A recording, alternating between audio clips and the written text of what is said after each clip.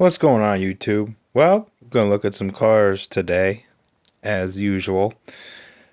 Premium diecast this time. I'm going to look at Autoworld, Johnny Lightning, Greenlight, some real heavy hitters. Recent releases. Some I got a few weeks ago. I've been kind of compiling a new batch here to share with everyone. But yeah, I got some great stuff. New releases, new casting we're going to look at, and some re-released castings as well. Let's get into it. I don't get a lot of Johnny Lightning, but when I do, it's kind of like their greatest hits. This happens to be one of their great hits. Is really, really awesome vehicle. It's their international casting. This is on the 1965 chassis. Fleetside. Let's take a look at the card art here real quick. Really cool stuff. Medium turquoise. It's out of the package already. One of 4576. This is their Johnny Lightning 50 years set that they've been doing. I think this is an older release. It's just that it was on the pegs and I wanted it. So this is it. This is a 2019 release. But a lot of these stores, either they're hanging around, they'll put it back stock that's been kind of sitting around in the back. Or this is new to them and they just gotten it. So let's take a look at the truck. Really, really sweet truck. This is probably one of my favorite international pickup designs. Is this one. So metal base, of course, and we got rubber tires. This is Johnny Lightning's axle system, which is really very, very similar to Matchbox and Hot Wheels, with the axle being that thin type and has that spun end to it. You take the tires off this. Actually, the wheels come apart like a hubcap. So they're kind of a two-piece job. And the tire holds it together. But it has a very, very nice, smooth rolling action. The 65, I love the grill. Has the vertical grill bars that I think look really, really nice. Tampo work is done very well as well. Really no smudging. And it's on center. It's not pushed off to the side. The medium metallic looks really good, this turquoise. It's got the quarter windows in there. The line detail on the casting is really, really done very well. You can see how deep it goes. Really like that. Wheels and tires kind of generic looking. It could probably look a little bit better with a better tire. Although on this one I might drill the base and lift it. Opening hood, tailgate. You can see how nicely the International is done. Let's see here real quick. Let's take a zoom. So you can see the Tampo work is done very nicely. Very, very nice. Deep bed. A little stiff on the tailgate action. I'm not going to force it because it will pop that die cast pretty easily. It'll crack it. That's with any die-cast model with small pins like that. They'll definitely break off. Gas cap detail. You can see on these international trucks, the bed, the Fleetside bed, was always a different profile than the cab. Didn't match like some of the big three trucks did. That grill's awesome. So on the zoom, see if we can get it to... There we go. You can see how nice that looks. Really, really nice looking truck. Alright. Tan interior. Let's look at the base real quick and then we'll get to the boat. It's actually kind of a nice looking boat. You can see how nicely the wheels are. One good thing, a lot of the Johnny Lightning stuff's kind of out of proportion, but this and the Wagoneer Jeep that they do, these castings are very, very good castings. The Ford, the 1960 Ford truck they do, really good stuff. So this is my first corn binder to the collection, light duty truck. Have never had this casting before, so I'm very excited to have it. I wanted others, kind of figured this car out after it's been released and didn't see any new releases till recently. And I saw a lot of these in the tan color, but turquoise is a lot better. So there we go. 65 International. A lot of different engine choices too. The 392 obviously is the hot motor for a truck, but all torque, not a lot of horsepower. These engines really didn't spin up past 3,900 RPM. Made just for, pulling. They could pull a small block Ford or Chevy right out of the weeds. I mean, they're much, much more higher torque. But you didn't use them for horsepower. They weren't speed demons, but they'll pull anything. So really extra heavy duty trucks. This is denoting the 1200, and this is a D series in 1965. And they had, I think, either 1,000 up to a 1,300 series on these trucks. So really, really good stuff. All right, next, we'll look at the little trailer real quick that it comes with. So turquoise trailer to match. It's got the same wheels and tires. Very, very cool. And it's got the pins, and then of course you got your, kind of flips up and down there. Very little trailer post. And the boat. It's supposed to be like a plastic resin, they say on the package. It's got the prop and the rudder. Let's see, what does it say here?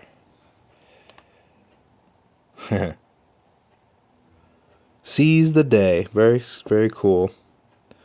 Little runabout type boat. Plastic windshield. And the pins fit up very nicely. It's a good looking rig. Here, let's put it together real fast.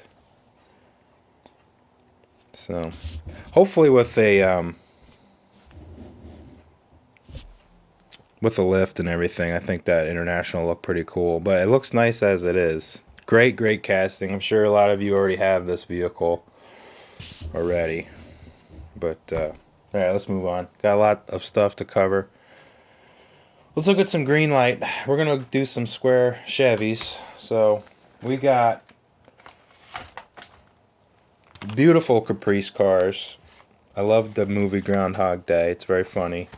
So they did an 80 Chevy Caprice.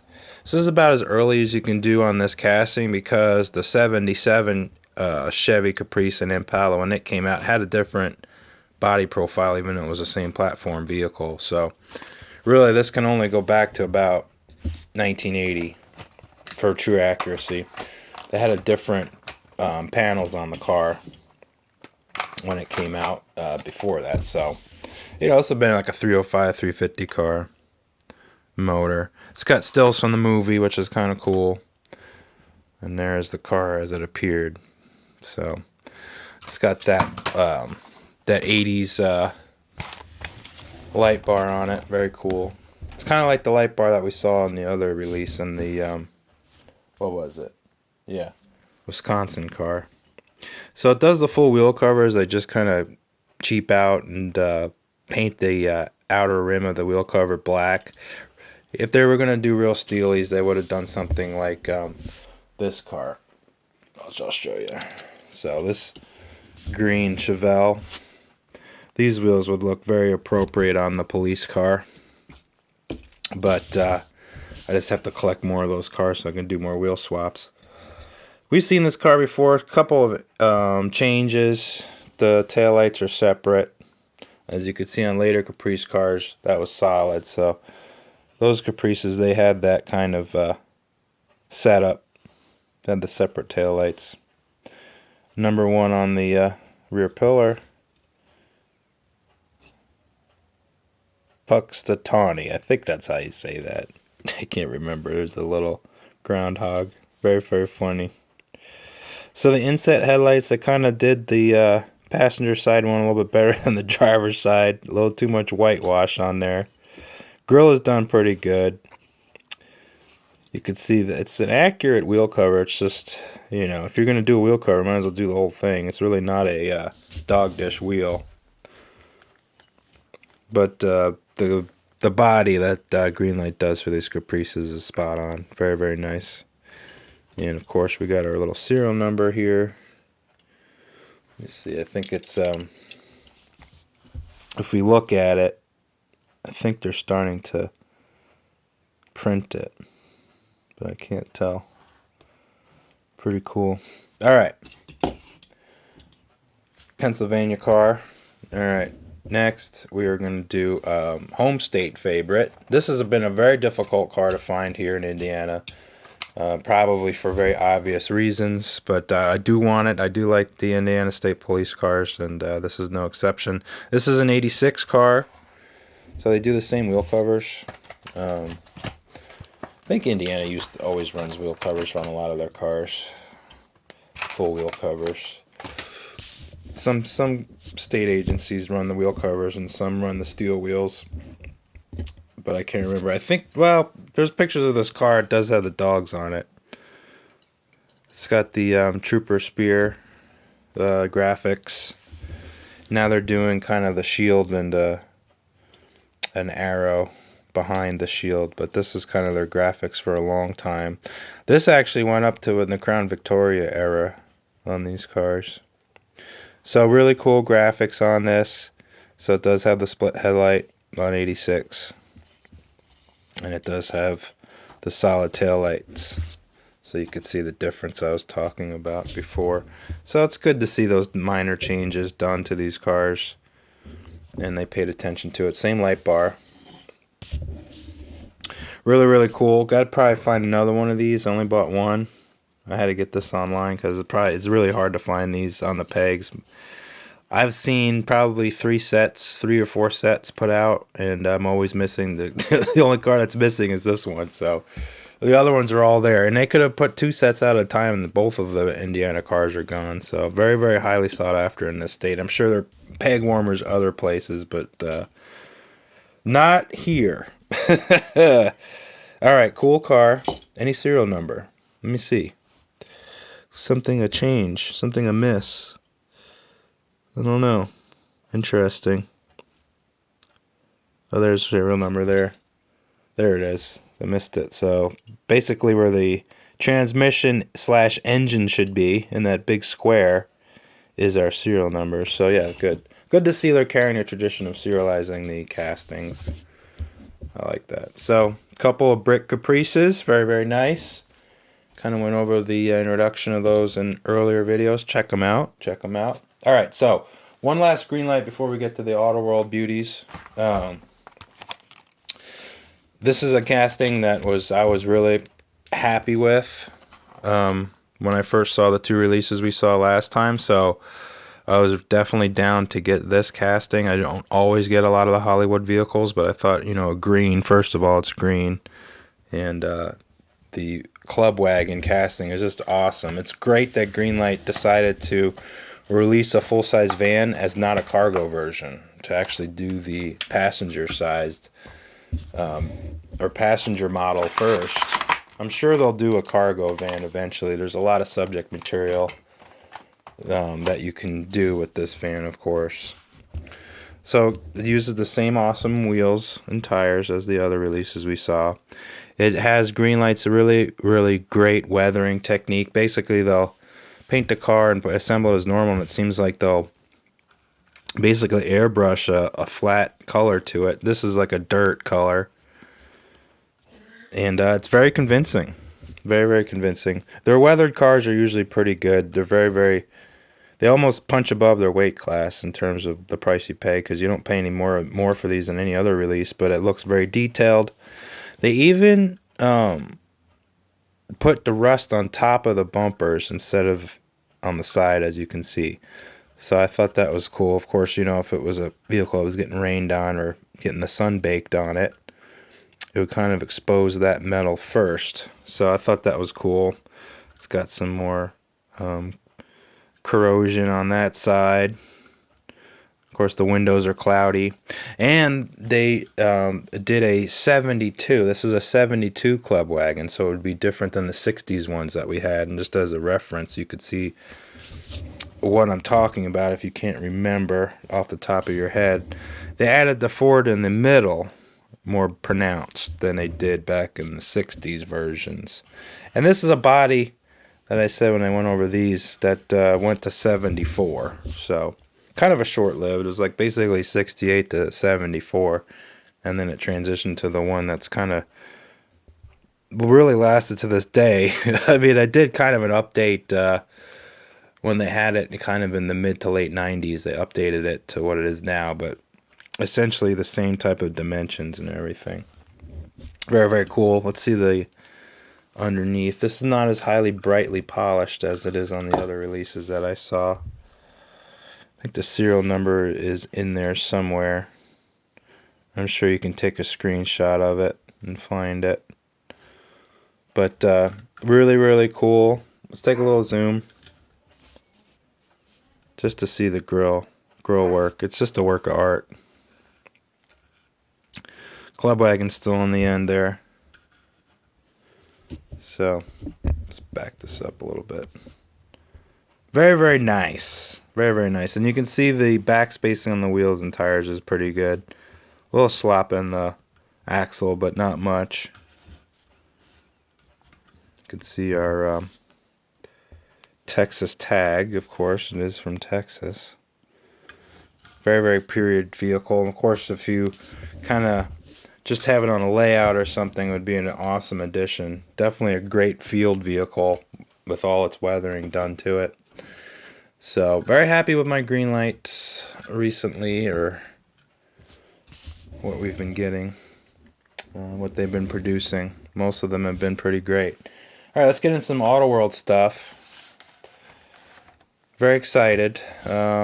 Let's look at this one. So, this is something I was kind of on the fence about. I was unable to find any locally when this set was out on the pegs, so I ordered it because it wasn't all new casting, and I was curious. So the Ford F-150 turned out really good, and this is no exception. This is a 2018 JK Wrangler. So Wrangler Unlimited on the Rubicon trim, which is their Big Mac daddy for off-roading. Some information there. And then, of course, this is our set that we get. All right. Let's roll the old girl in, make appearance.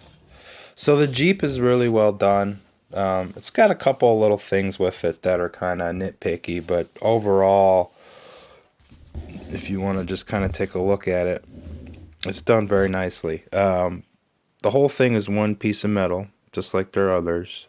So they don't add fenders, they don't add a plastic top like Greenlight does. It's all one piece of metal.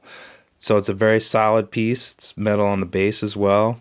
They have to paint out all the details, so this roof is basically painted black. Some of it gets missed, so you could see some blue in the area there by the window frame. So some of it kind of gets sprayed a little sloppily. The rear fender there kind of carries into the door area, but for the most part, it's very, very well executed. The hood doesn't have a lot of rise on it. They kind of used the thickness of the casting as the hood, but the hood really does come up and curl over a little bit more than that. They kind of just use the thickness of the hood as the hood itself, and there is more bend. You can see how flat that hood is. We'll look at that engine in a minute. This is an 18, so this is the last year for the JK. Rubicon, though, basically by this time they had one engine choice, 3.6 liter, in North America anyway. They had diesels. I think it was a 2.8 diesel in other markets. But Rubicon, awesome package. You get 410 gearing, which is nice for the trail. 32-inch tire stock, BF Goodrich. You get 6-speed or 6-speed manual. I think it was a 5-speed at this time. Automatic, 4 or 5-speed automatic as an option. This can come in 2 or 4 doors, soft top, hard top. A lot of cool stuff. So 3.6 on this vehicle, Pentastar, almost 300 horse. I mean, it was like in the 280s, I think, at this time. It's still kind of a sluggish vehicle to drive. It's funny because when you put it in the passenger cars, the 3.6, or even the minivan or the Ram truck, there's a lot more power, it feels like. I think the drivetrain on this vehicle just takes a lot out of it, and also the way the computer is on it and everything, the gearing.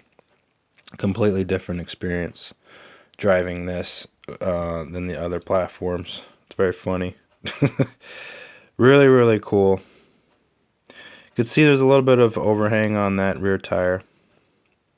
So I might fix this by putting it, a lift on it and things like that. The wheels are really done very, very nice. Let's take a zoom. So you can see I got some work cut out for me detailing the black in there that doesn't get painted. Some of it's blue, but look at those wheels. Awesome. Rubicon wheels. 410 lockers. Very, very good setup. Great for off-roading. Clutch is really nice on these vehicles. They're easy to drive. It's just they hit a wall on the highway, basically. You got to keep your foot in it to keep it moving. So the tires are great on the profile of the tire, but a little skinny. BFG 32s are not that skinny in real life. I mean, they're close. They're not huge wide tires, but they're a little bit wider on profile when you see this vehicle in real life. They did pretty good though. I mean, it's very close. When you see this car in person, I'll back out a minute. This kind of gives you the illusion that they're a little bit skinnier. But they do pretty good. Let's take a look at the engine. You can see right there, kind of a flat, which is unusual for Auto World, but they did pick out the top engine cover there. It's kind of how it is, big piece of plastic with that silver painted trim. Really, really cool truck, though. I think once it gets lifted, it'll be very nice looking. The other thing is, you could see that it's kind of angled. Which is weird. It's a little wider back here than it is up here, and I don't remember that on the real vehicle, but maybe it is that way. Maybe it's just a little bit slighter. It seems like the roof is all dimensionally square, but the bottom is kind of running an angle. Thought that was kind of interesting. Nice deep metal base. Let's take a little look.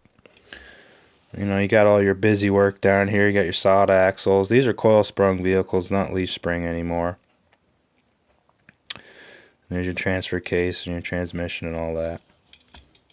You know, they started out when 07, when the JK came out, 3.8 liter pushrod Chrysler motor, which was something from the late 90s or almost 90, I think. Yeah, like 89, 90. I mean, the car was a 3.3 and then it went up to a 3.8. Used in everything, just like the 3.6 Pentastar. I mean, minivans, passenger cars, trucks, everything. So they make do with very few. It's too bad that they didn't put the 5.7 Hemi in this truck, or even the 4.7. It would have been nice to have V8 power in a Wrangler. Alright, that's enough of that. Highly suggest it. It does come in black, and I'm probably going to try finding a black one. But the blue one sold out the first online that I've seen, so it looks like more people wanted blue than the black. But the black will be cool too. Alright, so 2 more. We got some real beauties. These are the special edition Bicentennial and the Olympic edition from Canada. So really, really cool. They do most of my talking right there for me. I mean, these are standard C10 trucks. It kind of tells you what they're about. And a lot more production. I think Auto World got the picture. How much of this? How much is this one? Yeah, 11,000 of these trucks. So they're still getting hoarded and scalped, but we have a fighting chance. All right, so I'm going to take this on the blade real quick. Let's open this bad boy up. I'll get the rest of it open in a minute. So here is the Olympic one. And let's get the Bicentennial open real quick.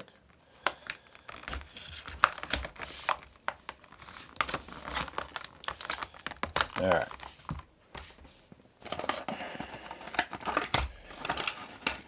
Very, very cool truck. Wow. I guess the Bicentennial truck could come as a 4-wheel drive or 2-wheel drive, but it was a Chevy. But this truck, you could get GMC or Chevy in the same type of graphics. Uh-oh. Better get that before it rips the card. There we go. Do kind of like keeping the card art stable. I don't necessarily keep the blister part of it anymore. I kind of stack them up now like I did with Hot Wheels type cars. Really awesome graphics. I was kind of debating getting this, but these are probably going to become really collectible. And I also really like the graphics. It just took me a while to get them. So very excited to have this. I think these are awesome. I do like Fleetside trucks better than the step side, so very, very cool. Let's take a look at the Canadian version. It's got the rallies that they've been doing, so those look exceptional. Let's take a zoom. Wow, very, very cool. They got the little Olympic insignia right there. Look how clean that is. Very, very nice. Red interior. Bucket seat with the console. The pinstriping is done nicely against the red. Very, very cool. Very patriotic for the Canadians. Awesome. Tailgate works perfectly. Separate rear bumper. Much shinier base this time. Really, really nice. Looks like they got an automatic transmission pan. 4-wheel drive. So these are K-Series trucks. So this is a Chevy. Let's look at this one.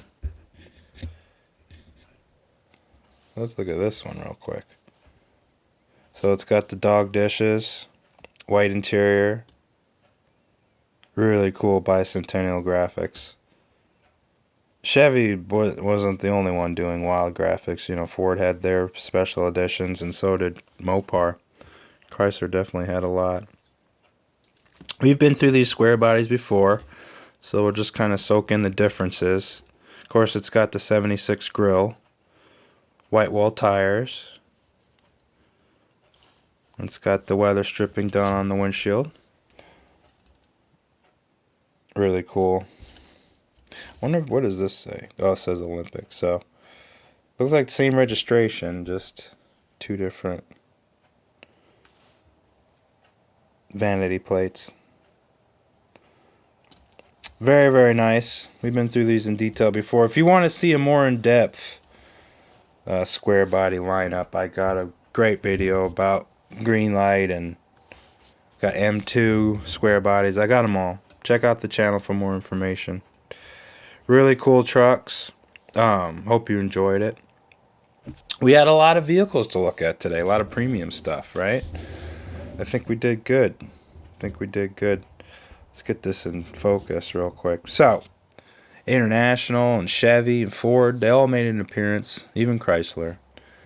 Very excited to have these in the collection. Thank you very much for watching. Hope everybody's doing well out there. More to come. And again, thank you for subscribing, all your wonderful comments. Till next time.